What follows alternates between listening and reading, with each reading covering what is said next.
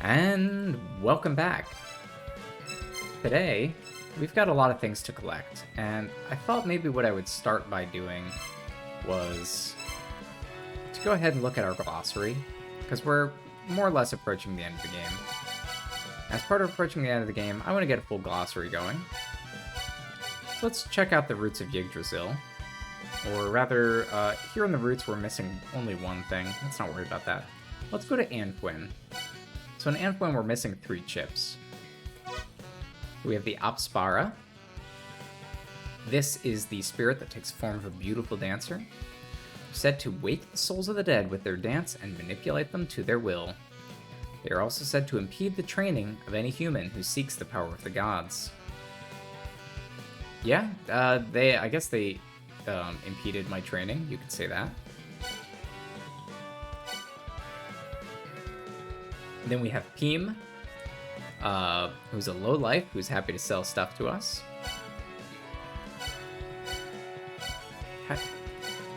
How do I push the buttons here? This is what I don't get. Like, I push button and then it just sort of goes randomly. Odontinotaurus. It's a bizarre fish with 3 buffalo horns.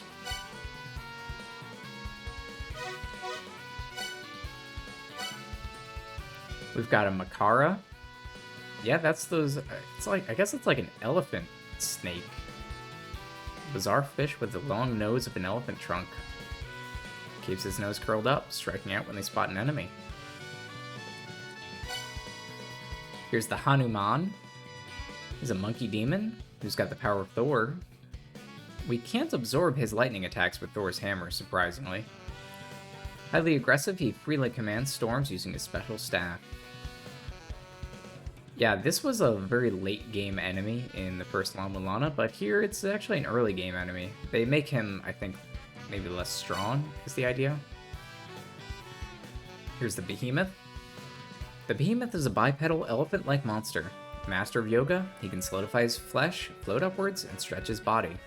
This is the original form of the La-Mulana version was copied, so the La-Mulana one was much fatter and slower moving.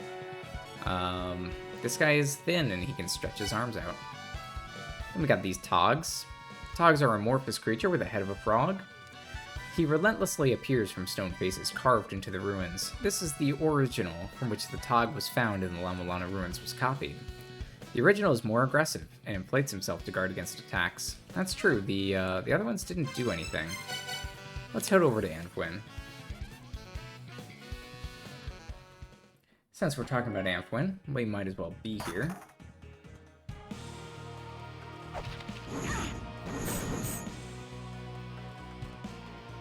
So one of the things that we want to do while we're here in Anfuin is to go pick up some of these items.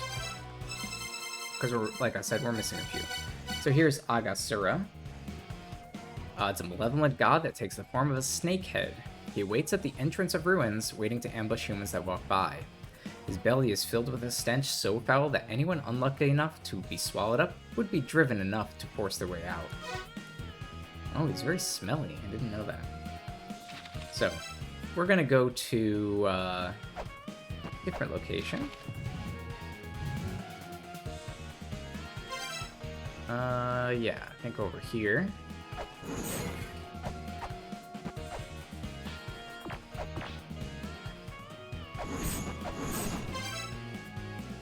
This is actually where we want to go. But where is it here? Right? Serpent King Watchtower. Oh, there it is. So we're using a guide. This stuff doesn't actually impact the game in any meaningful way. It's just for achievements. Here it is. Kalia. So this, of course, would be the snake boss that we fought in this room. Leader of the race of snakes, born and cut off from the lower half of a first child. It may appear to have a human body, but its real form is a 7-headed snake. It controls the bodies of dead humans to protect itself. Neat. the next one, we're gonna have to jump pretty far down.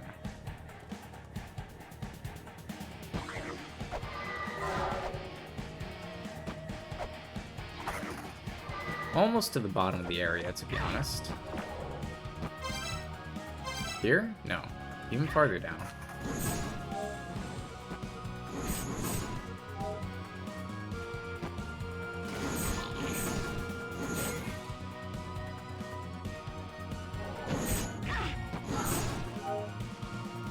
But how do we get down there?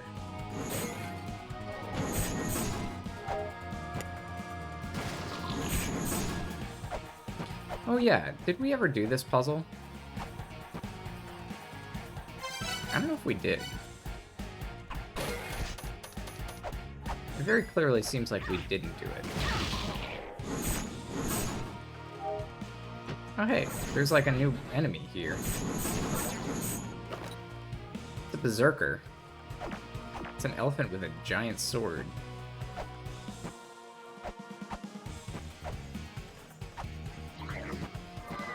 Yeah, so we can do this pretty much as soon as we get the double jump. We were just lazy.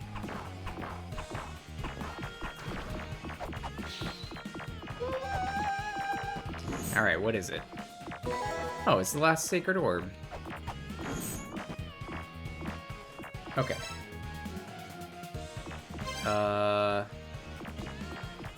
We can't get there from here. We have to go to the other side.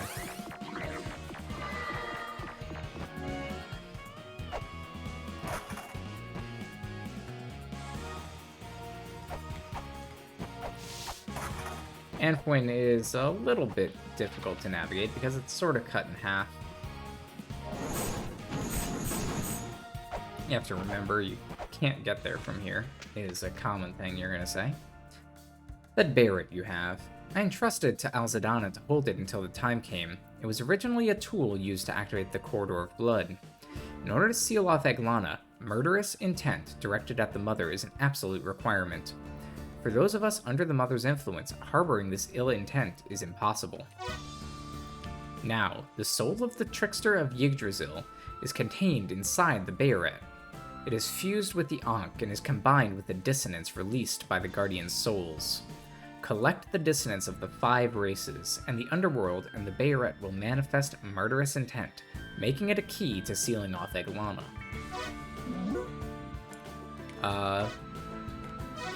Yeah, we don't need to hear that again. I've lived here inside of Eglana ruins for 10,000 years, in order to ensure that mankind is not destroyed again. Please do not take pity on me. Our values and ways of thinking differ from yours, but traversing the outside world with your father when La-Mulana was sealed off was one of my most precious and wondrous memories. If Eglana is also sealed off, then I may be able to see the outside world once again. Aww. Fairy Queen and Lemeza Kasugi. It's my one true pairing.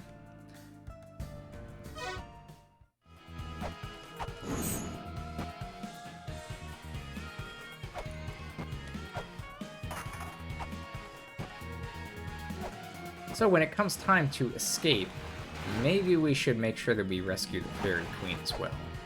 I don't know if Fairy Queen needs rescuing.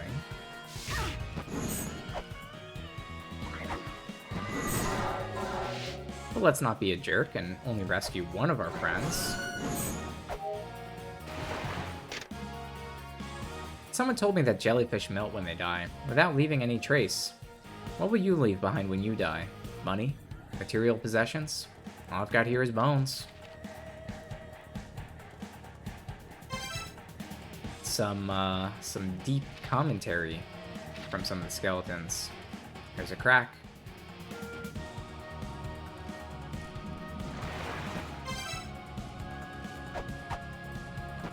Here's Heimdall. He's just waiting for the end. Don't mind him.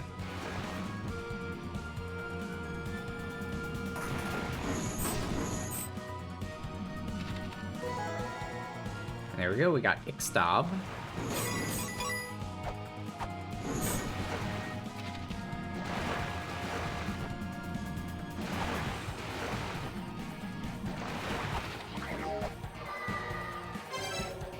Okay, the Ixtop glossary item.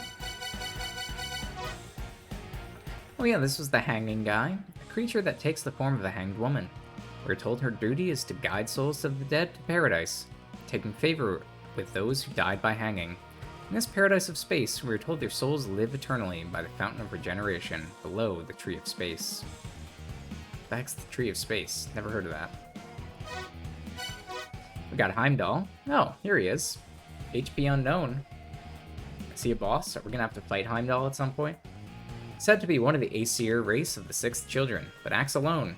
He stands guard at Bifrost, awaiting the coming of the end, as foretold in La-Mulana, but is no longer has the will to even think anymore. Heimdall will be released at the time of La-Mulana's destruction. Those who hear the sound of his horn will know that the end has come. So I believe he's a late game boss. I think we do get to fight him. Next thing we want to do is, I think, teleport back up here. We're sort of doing these in order because I don't feel like thinking about what order to do them in.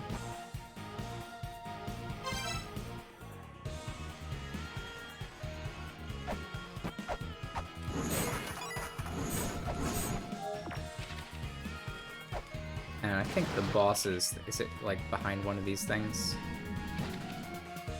It's not there?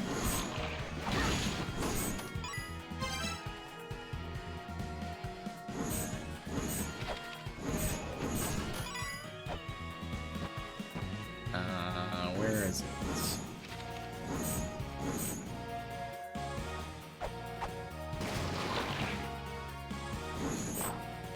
Oh, here it is.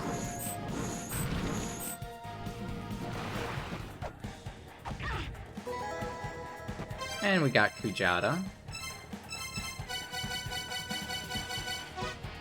That is, of course, one of the first bosses that we fight. Was that the first boss, in fact? Kujata is a gigantic bull, said to hold up the ground itself. Believed to have been born of the chaos of La-Mulana, he exists in the realm of nothingness. So large is his body, it cannot fit into a human's field of vision. Mountains of rubies line his back, which erupt when he becomes enraged. Oh, those are ruby mountains. There's Frey, king of the Alfir tribe of the Six Children. Frey was made king at the time of their creation, but over many long years his body is weakened. He planned to rebel against the Mother for destroying multiple civilizations, but in his declining strength, he can barely stay on top of his enemies in La-Mulana. Voluspa is a seeress with powers of foresight that are rare even among fairies. It was her prophecy that spurred the Alfir into rebelling against the Mother. The prophecy was told in a roundabout, convoluted way to avoid hints of mutiny. The prophecy seems to have spread to various races in this distorted form. And that is all the glossary items in this area. Do we want to go to Immortal Battlefield? Let's go to Icefire Treetop, I think.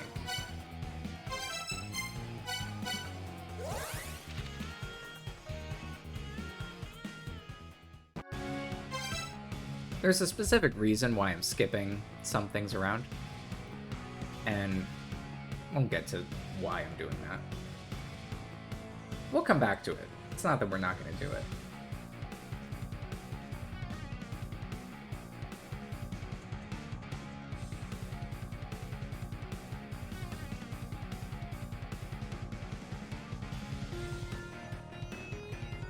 Let's see here.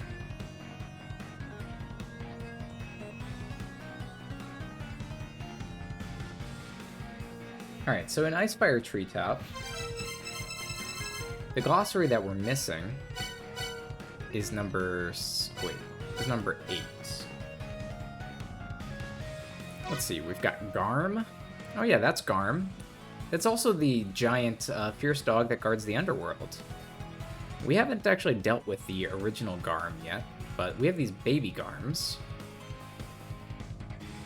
Yeah, there's a statue of a guard dog based on Garm.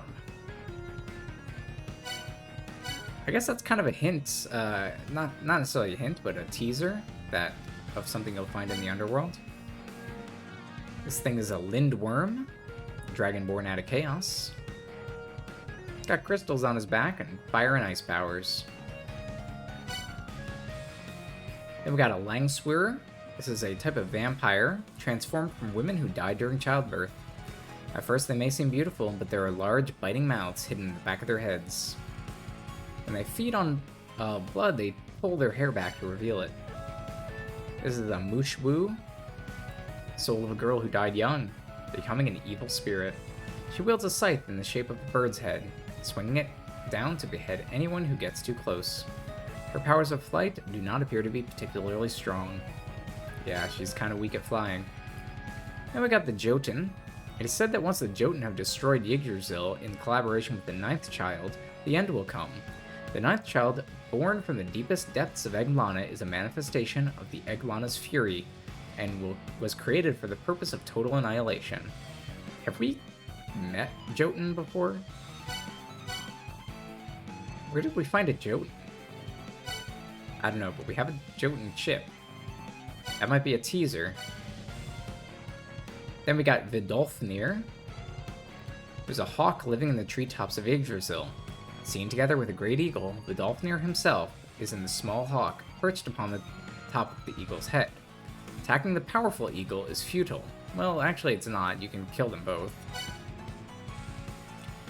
Oh, that's Vedolfnir, and this is Vidofnir. Alright, well that's why I kept getting confused. This is a rooster monster hidden in the deepest part of Yggdrasil's treetops. It said that Vidofnir radiates light through Yggdrasil and cannot be harmed by ordinary weapons. He has the power to control lava and guards the gate that leads to the underworld. Yeah, we're going to be using that gate. Then we got Sinmara, a woman who referred to the spouse of Suture the Giant. Her actual role is the manage affairs of Suture's power as returned. She's the keeper of the weapon capable of defeating Vidofnir and also guards the entrance of the underworld. Part of her longs for an end to the destruction. Well, she's going to get her way. And in order to do that, we're going to have to go to a couple rooms to the right.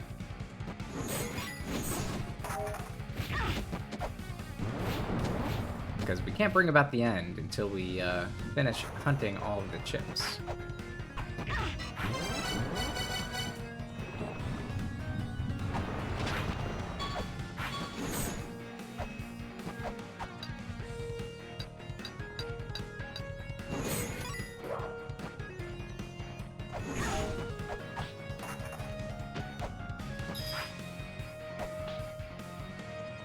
So what am I supposed to do here?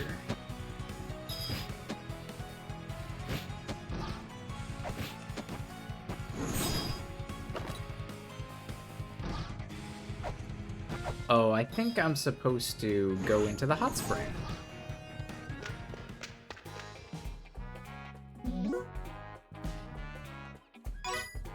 I want my skin smooth as an egg.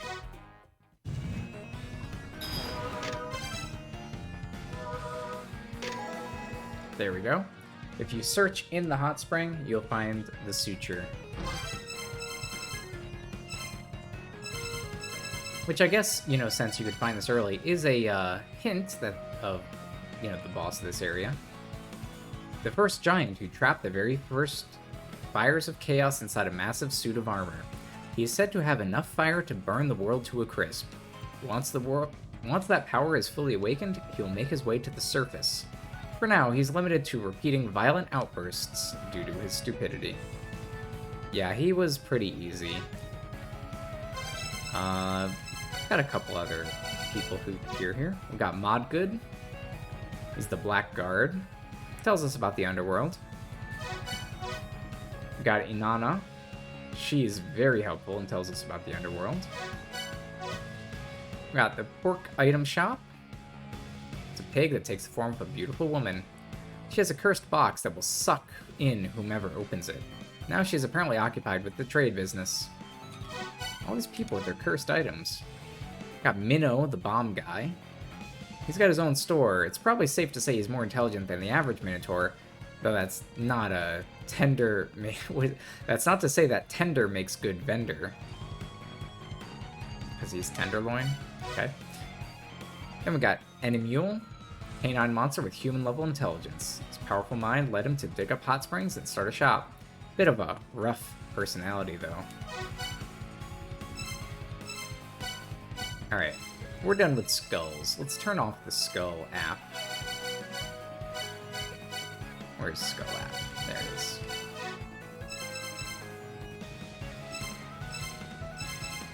Technically, we're also done with music app. We can always listen to music, but first thing we want to do is be collecting all this stuff.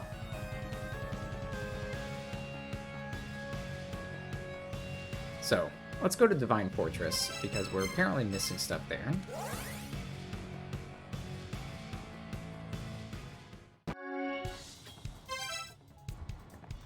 Alright.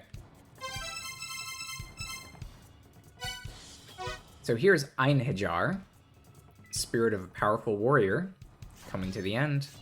They were originally gathered at Valhalla, but were later dispatched to the Divine Fortress to attack the Aesir.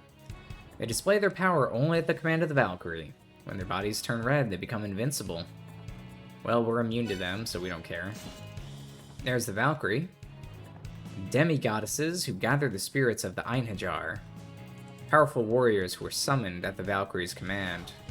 They said the Valkyries have made great achievements and they elevated to an even higher state of existence. Then we've got the Dökkalfar, fairy fallen into darkness. She is able to use storm-based magic. Dökkalfar was one of the Alfar put under a curse, so the Vanir, by the Vanir, so they can make use of their talents in battle. Yeah, those are the Dark Elves. Then we got this Vodinianoi. He's a old frog spirit. Gulen Busri. Is this the pig spirit? Might have been created by the dwarves. Interesting. And then we've got Hermod. He's a member of the Odin, the Aesir's ruling party. His brother was killed by the trickster of Yggdrasil. To save him, Hermod journeyed to the underworld alone. Yeah, I heard that didn't really work out for you, Hermod, but... so we are missing something in the... Oh, I know exactly what it is. There was an enemy that we fought in this area that was not listed. One of the things you might notice in the enemy descriptions is they always give you the enemies first and the NPCs second. So we know that once we see the next thing was a person, that we must have missed it.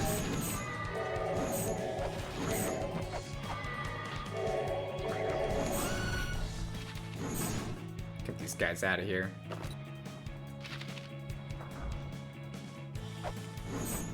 Now, there should be the bird enemies that we fought here.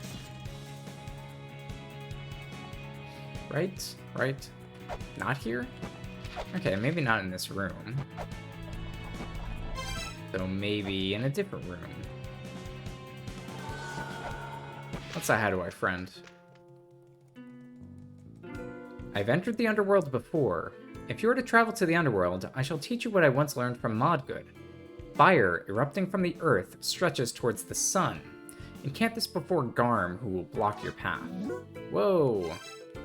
What is that? A randomly stumble upon a puzzle answer? I'm telling you, this is why you have to talk to NPCs. And there's the Hugin and Munin chip, so let's go ahead and see that.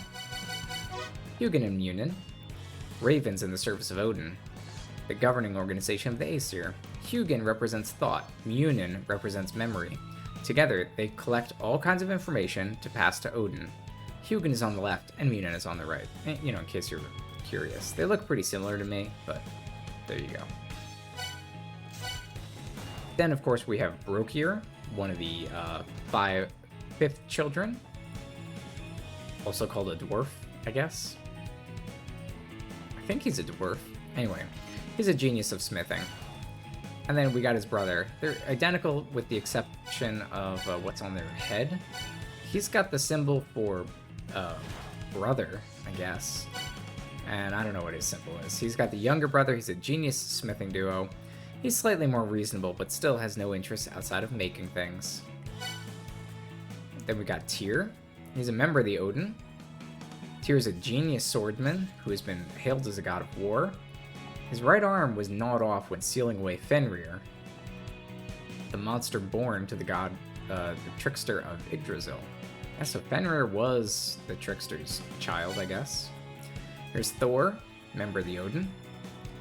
Thor was able to command the power of storms until the local palace stole his hammer, which we've obtained. Here's Shuhaka. She runs a secret shop. And that means that the next area we should go to is probably the Shrine of the Frost Giants. So let's take a look.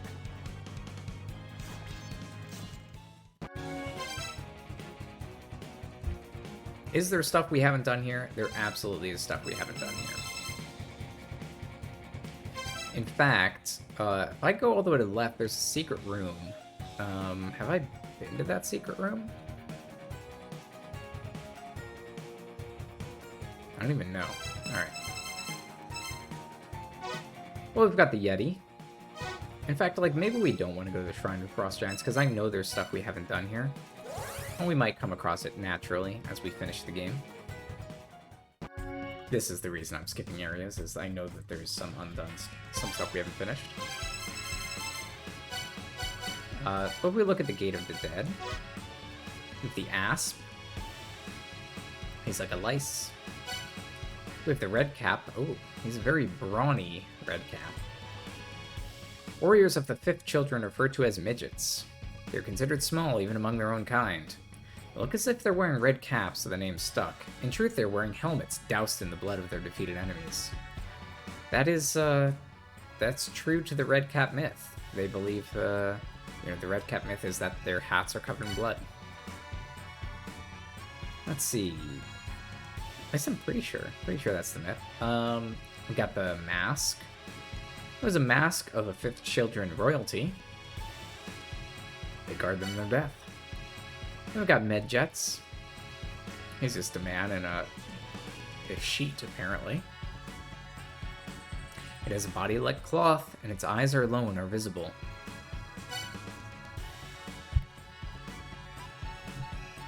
Then we got the unicorn. The horse monster with a single horn. In this case, it's more like a sword, in my opinion. We got Amen. He's the sage of the Ennead. He's the next in command for Horus, and he fears that Ra is going to kill him. Well, he was right. Then we got Nekbet. This bird is pretty useless, but I guess he was combined with an animal. Okay. Weird. We got Isis, mother of Horus, ruler of the Ennead. Isis has the wisdom of a mother. She's the sole member of her race to inherited the power to revive the dead. Her wings were not granted to her via chimera technology. They represent the deification of the third children. Interesting. And we got Horus. He's the ruler of the Ennead. His eyes are known as the eyes of Wadjet, able to see through anything, and are used as a mark of the Ennead. We got Nephthys. She betrayed her brother Set and joined the enemy. She's known as the Sage of Night. Her role is to protect the souls of the dead, studying together with Isis, who governs the living. Then we've got Thoth. He's the sage and Ennead patron of knowledge. He lived through the splitting of the races, and pyramids and the art of reviving the dead came about through his research. We have Adem. Her broken speech suggests a poor education. Oh, poor Adem. It seems like we have, in fact, collected everything here. So that puts us to the Takamagahara Shrine.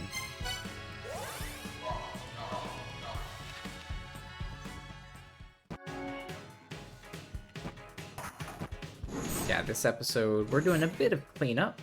Trying to collect the last bit of items. Because I know we are approaching sort of the end of the game, and there's a few things that get locked when the end game begins. So just want to make sure I run around collecting as much as I can. The first La-Mulana was a little bit worse about that. This one, you can mostly still get everything. There's a couple things that get blocked. So let's just try to avoid that.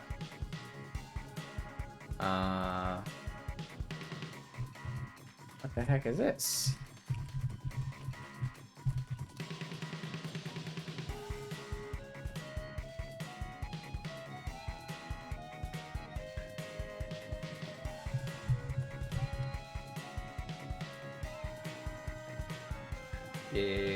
What? Okay, well, it says I'm actually missing one from an enemy. What enemy am I missing it from? Is it that thing? Well, let's see what enemies we do have. We got this guy, of course. The Edimu. Souls of men who died an unnatural death and were never laid to rest. They spread illness and calamity and can take any form, having no true body. In La-Mulana, they take the form of demonic beasts. Then we have these Enmera, evil spirits composed of smoke. They take the form of eyeballs cloaked in a poisonous smoke. Weapons simply slide through the smoke when attacked. We got Guen, monks with the head of a dog and wings of a bird. They harbor no particular ill will towards humans, but they show no mercy. Got the Kuda Gitsune. Small fox that looks like a squirrel. They're so small that they can hide their bodies in a narrow tube. Kuda Gitsune are magical servants who attack humans if ordered to. With the blue skeleton, which is strengthened further as a means of sorcery. Smashing them apart originally is the only means of driving them back, is no longer an option. They keep coming back forever. Only by purging them with sacred water can you permanently destroy them. That's why we need the perfume. Then we have Rajan and Fujin. Once people of the Kodomatsu race, these brothers were turned into creatures of war by the Sky People. Their fighting powers are preserved in their horns, sprouting from the backs of their heads, which they use to materialize storms and winds. Or I guess the front of their heads. Alright, so we're looking for a monster other than any of the ones that I just listed.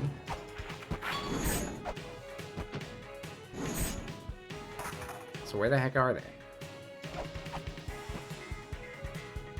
Is it you? No, I'm just kidding. I know that's a local Apollo.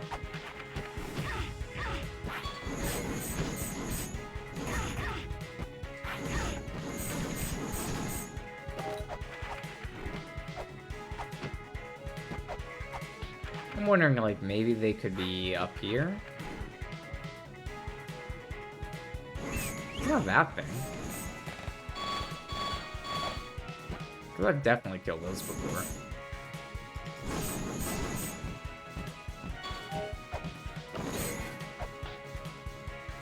Something up here?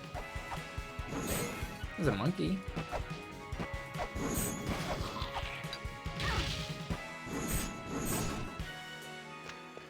We can say hi to a friend. We were once ruled over one as known as Takamikazuchi. He controlled the power of storms and shook the earth. Now his body's been destroyed and he's worshipped in a separate part of Takamagahara. Oh, yeah, that's right. There is a separate part of Takamagahara that we haven't been to. Alright, let's go heal up and check out that part of Takamagahara.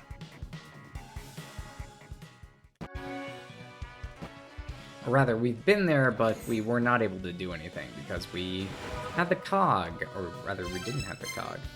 Alright, so how do we get to that spot? We have to go to the Valhalla area.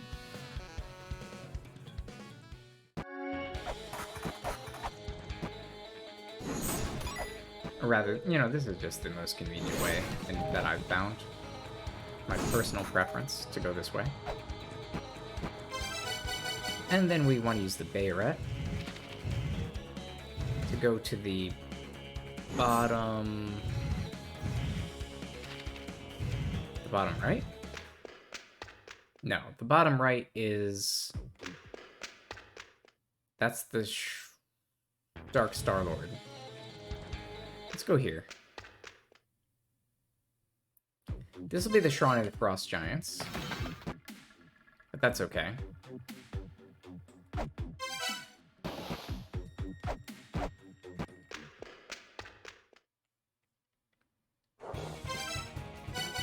Because then we can go straight down, and that should be the area we're trying to get to.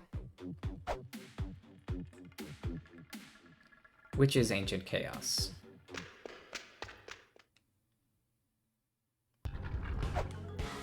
But specifically, we want to go to this part of Ancient Chaos that is over here. because this section is actually cut off from the rest of Ancient Chaos.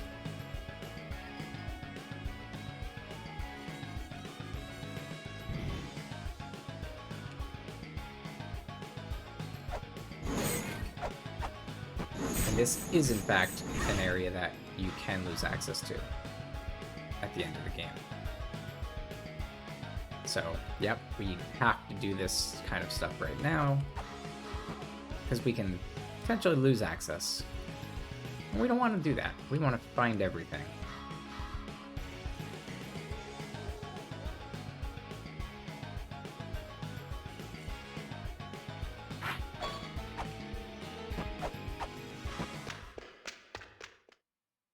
So we just head back through here. That's right. Yes, so I have a flame whip. Because my whip is a flaming whip, it will activate when I go into a room filled with combustible gas. That is a reason you might take your flame whip off. Or maybe you just like killing everything all at once like I do. Let's use the Cog of Antiquity.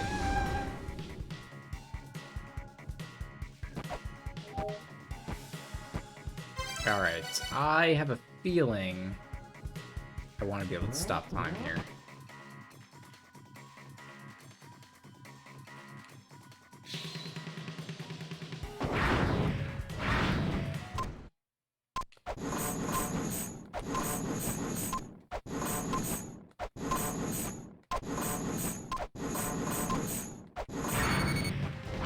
Did that not do anything? Was he immune?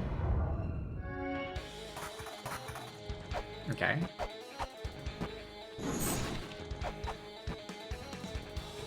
Alright, new idea.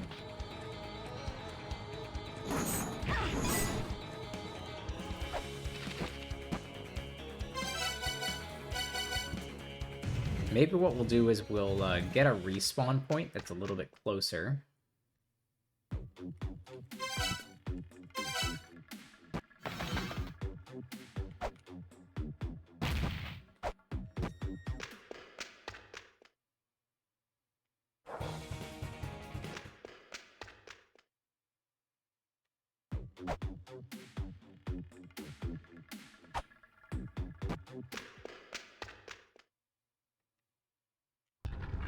Because there's a totem pole right here that we can use.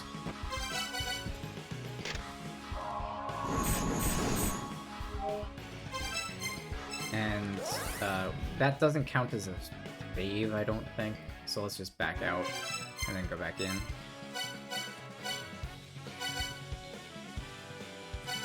Yeah, this one.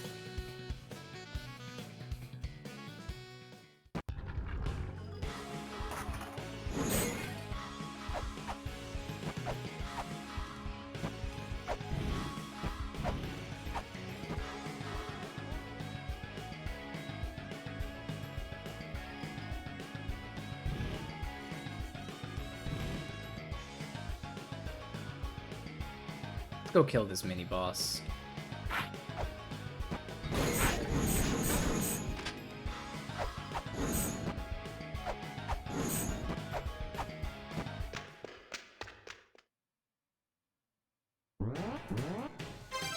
Yeah, one thing we might want to do is not use the flame whip, so let's turn off our flame torque.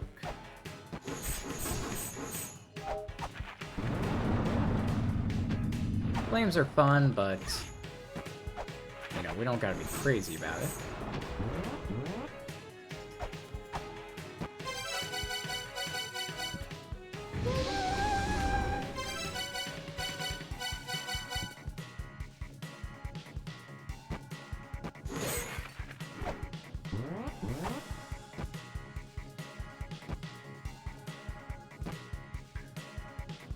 Alright, let's do this.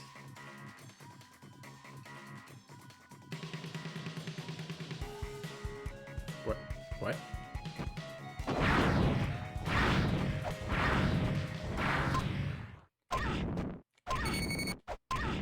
What? Apparently I stopped time while the room was exploding. Okay. I didn't know you could do that.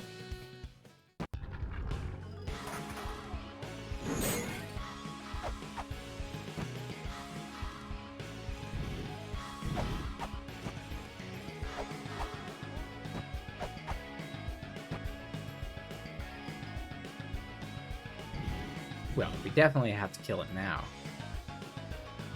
Now we need revenge.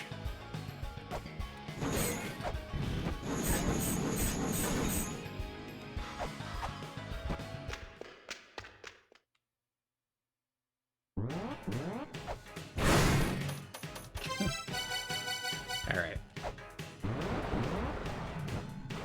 Man, you can move so fast. Like, he moves slow in the... Or she moves slow in the clay doll suit on normal land. But in magma, she just goes.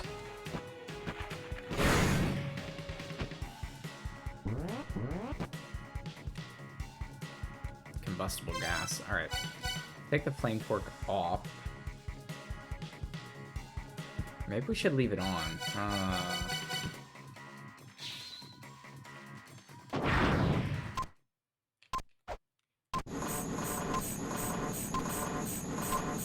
Does this count as damage or no? Is he immune to fire? That's what it is.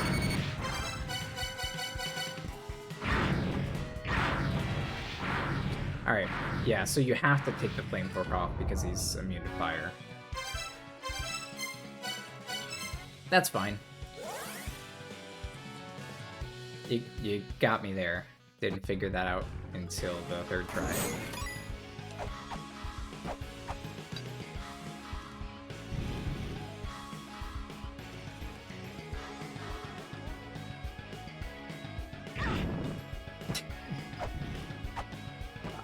I don't know why I thought that might work.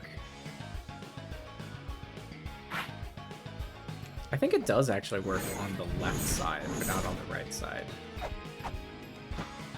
So you can get up there potentially earlier than you're expected to.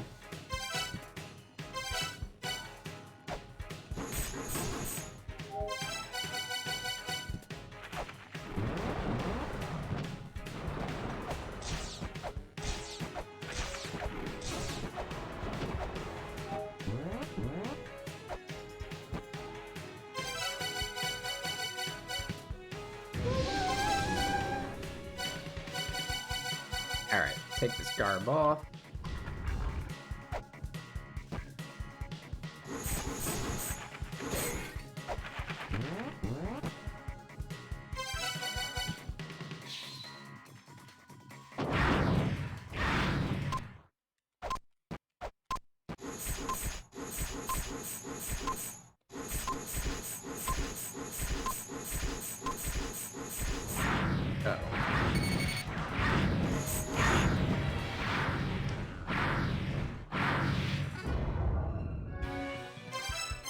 Did not quite get it. The positioning was a little bit weird. I think I missed a shot or two.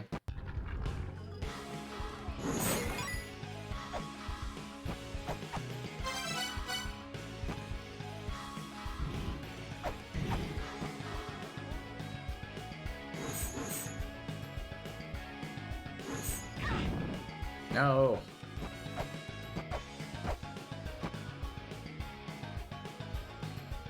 Gonna lose a whole cycle. Well, I guess half a cycle.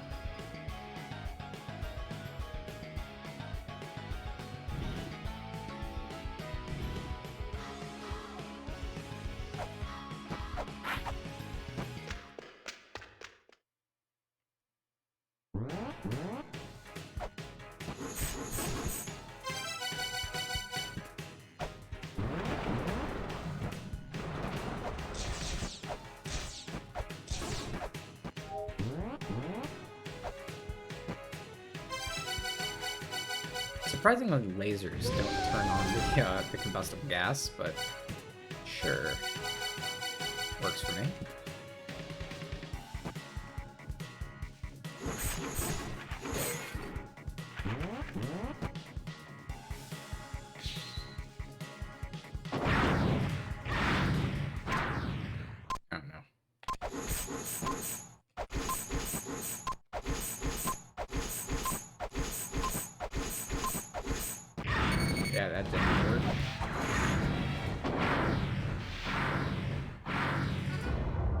This guy is just crazy. What is he doing? Just living his life to the fullest. Running around in a cart, having explosions everywhere. This guy is somebody who never slows down, even in old age. Probably lived for thousands of years just blowing stuff up, racing around in his cart.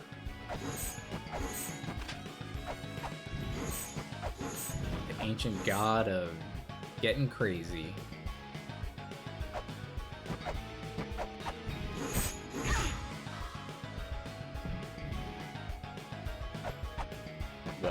Well, Goofus. Goofus to that.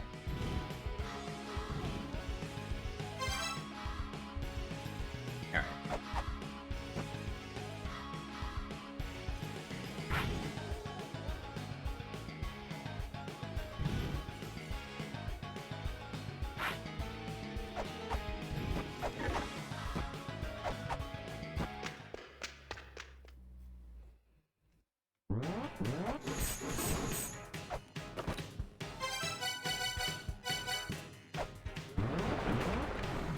I don't even know why I'm trying to enter this area without taking much damage, because it's not like this is a battle of attrition or anything. The goal is to kill him before he unfreezes from time.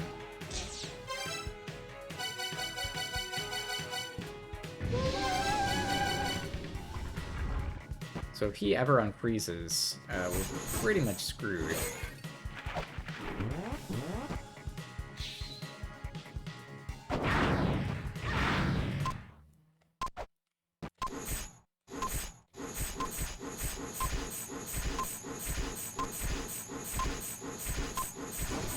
There we go. Whew.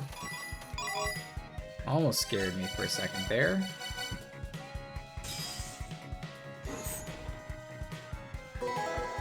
And we got the power band. I believe this is an optional item. An accessory containing the power of a thunder god cannot be used as a weapon. Equip it to make Mjolnir storm energy track enemies. Oh, yeah. So without that, Mjolnir just kind of attacks randomly. This is the thing that makes it actually work. Is that the flammable gas room? And with flaming enemy to boot. You're going to need something to turn the gas off or you're toast. Wasn't there some kind of tablet for that somewhere? Wait, what?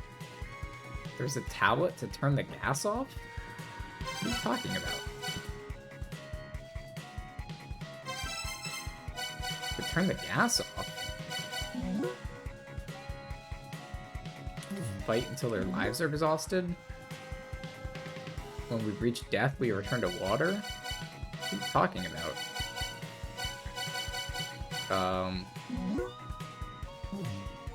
I literally have no idea what that could possibly mean.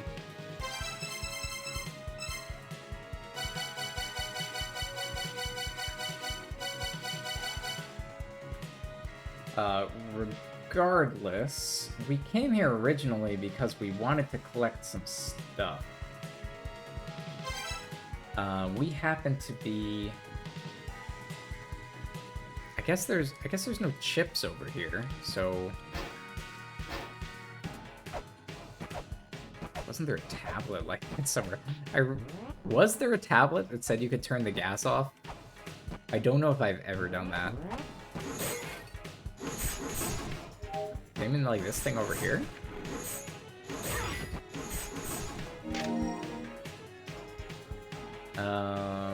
No?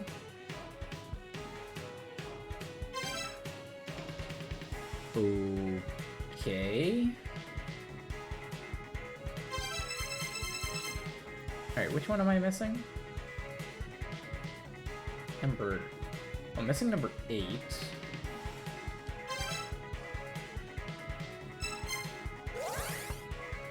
I guess there's none over here in this little annex, so we don't have to go there.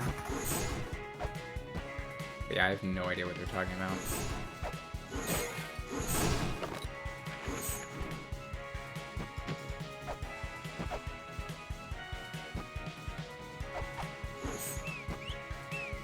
I think there's one here.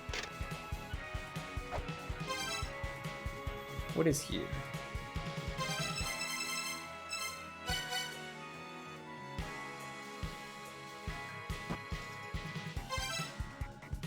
Oh, no. Sorry, not this space. Down here.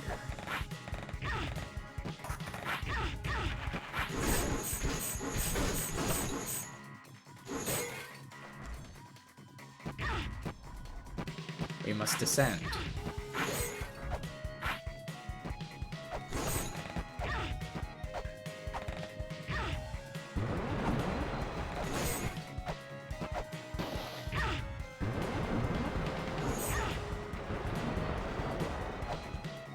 This room has gotten a lot crazier since the last time we were here.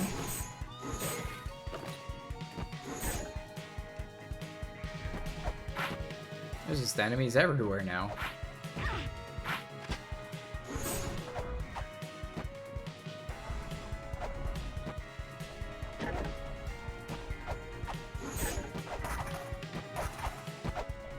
Something to turn the gas off. Sorry, I'm clueless on gas turning off powers. Fuck this guy. We Kodomatsu only sealed away the Anunnaki. We have no intention of fighting them. The Anunnaki themselves are the dissonants of the first children, but they are also the Sky People. Behind this branch in the ancient chaos are other first children like us, but they have been turned into Anunnaki soldiers. The Anunnaki themselves are said to reside in the sky. What you may seek is not in this branch. Yeah, so we're of course looking to get the dissonance of the first children. And that's a hint that the Anunnaki themselves are the dissonance, or they have the dissonance in some way. I guess we could just do this.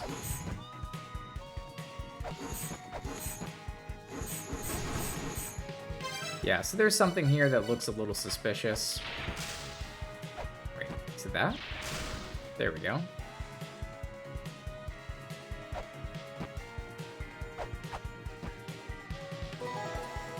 And we got the dodgy chip. That was this wolf guy. Or actually a wolf girl. It's a woman who pledged her loyalty to the Sky People and became a full chimera. She's able to wield the 9 swords and is known as Foxtail. She has earned the name Nine-Tailed Fox. She brought the monsters who came to attack the Takamagahara Shrine to heal, making them guard something precious. Yes. That she did. And now we need something up another room or two. One more room up.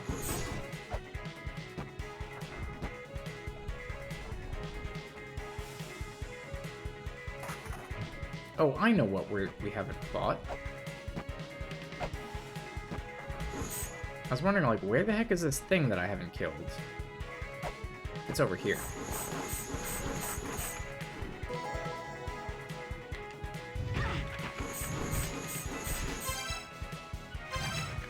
I use this. There we go. Haha!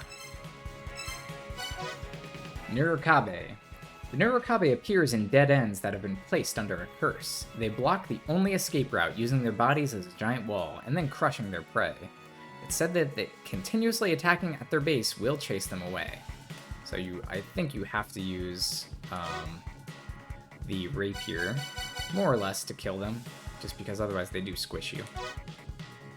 Then we've got Belial, one of the Olympiads, the third children, who sold herself into the darkness of La-Mulana. She guards the hidden relic taken from the Kodomatsu. The chariot she drives rages alight, and she herself flings forth balls of fire. Ah, so this is, I misspoke earlier. This was not a dude who was having a crazy time. This is a girl who's having a crazy time. Life choices. Here's Kami Musubi. She's created the Kodomatsu to resist the Anunnaki Sky People who were trying to destroy the Mother. With her strength lost, she barricaded herself behind multiple walls. Yeah, so you might not remember, but The very top of this place is guarded by multiple walls, and though it's easy to get in, you do technically need something that has a downward projectile or a downward arc on your swing. So there's a couple items that will let you get in, but you do need something. Here's Izanagi, the current leader of the Kodomatsu. He doesn't speak to outsiders, but perhaps many races do not believe in fighting the Sky People. He has a passionate side, and there's an anecdote that relates to his visit to the underworld, unable to forget his wife who died in childbirth. Well, if she died in childbirth, maybe she's turned to a vampire.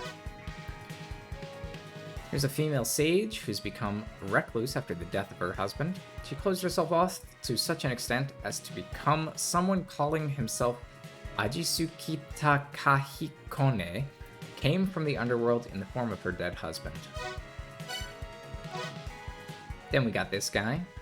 He's a sage of the first children. And, yeah, he figured out what the Anunnaki wants. Then we got some shopkeeper here. He rejected chimera experiments. He's got a steel groin protecting pipe, an eye patch, and a toy trilobite. Wait, no, that's what he has for sale? Okay. Cool. Let's see, how are we doing here? So, here in the Heaven's Labyrinth, we have the Harpy. Harpy is a monster with the upper body of a woman and the lower body of a bird. Got a Lizard Man. He evolved to walk on 2 feet and have higher intelligence. He's skilled with swords and shields, and he can breathe fire. This is the original from which the La-Mulana version was copied. The Egglana-dwelling variants are considerably more ferocious. Yeah, I definitely noticed that. Here we got the Andralophus, a peacock tainted by the evil of Egglana. Intoxicated with its own beauty, Andralophus are typically found at striking a beauty pose. Enemies that get too close are gracefully sprayed with its feathers. I noticed that. I noticed he does a little dance. Of course, there's Arachne, which was kind of an easy fight. Takes form of a spider, but it's actually a human female. They were experimented on by the third children. They've lost human-level intelligence and attack according to their spider instincts. Well, that's too bad. Alright. So, this run was not without its gains. We gained a couple things here. But I think we're going to be done getting stuff for now. So, what have we done? We've gotten the power to aim our storm attacks. I don't really know if that's much of a gain. But technically, it does count as an item. We're still missing 3 items, plus bombs, and 1 final item here. We're also missing a garb, some software, 2 mantras, and a whole bunch of glossary things. So we're gonna have a bunch more to do, kind of just cleaning up the other areas before we continue. But now, actually, because we spent this time cleaning up, we know what mantra we're supposed to use in front of Garm. So we can actually go back to the underworld next time and maybe make a little progress in addition to cleaning up some of these other areas. So I will see you then.